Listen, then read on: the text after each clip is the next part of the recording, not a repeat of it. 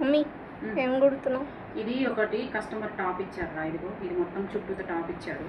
So దీన్ని ఏం చేయమన్నారంటే cuts చేయమన్నారు. వాళ్ళకంట టైట్ అయిపోయిందంట. దానికి నేను వాళ్ళు ఉన్నప్పుడే మార్కింగ్ కూడా పెట్టుకున్నా. ఇది ఇలా మార్కింగ్ కూడా పెట్టుకున్నా. ఇదిగో ఇక్కడ. సో ఇక్కడ వరకు వాళ్ళకి ఓపెన్ చేసేసి టక్స్ వేస్తే సరిపోద్ది అనమాట. సో నేను ఎలా వేస్తాను, ఇట్లా కట్స్ ఉన్న ఇట్లా స్ట్రైట్ మన రౌండ్ ఫ్రాక్లు ఉన్న వాటికి ఎట్లా వేస్తానో ఒకసారి చూపిస్తాను. మార్క్ పెట్టుకునే దగ్గరికి కట్ చేసుకోవాలి.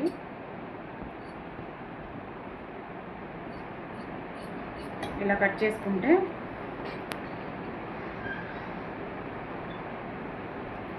ఇది మనం ఎక్కడి వరకు అయితే మార్క్ పెట్టుకున్నామో వాళ్ళ కస్టమర్ ఉన్నప్పుడే మనం ఇది మార్కింగ్ చూసుకోవాలన్నమాట, ఎంతవరకు కావాలో.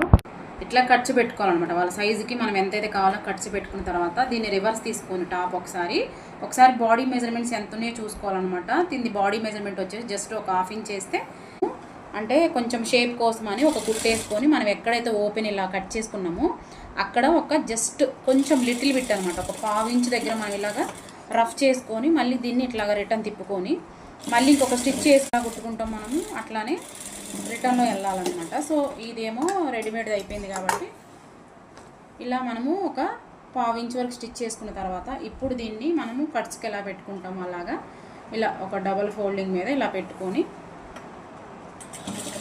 స్టిచ్చింగ్ చేసుకోవాలి.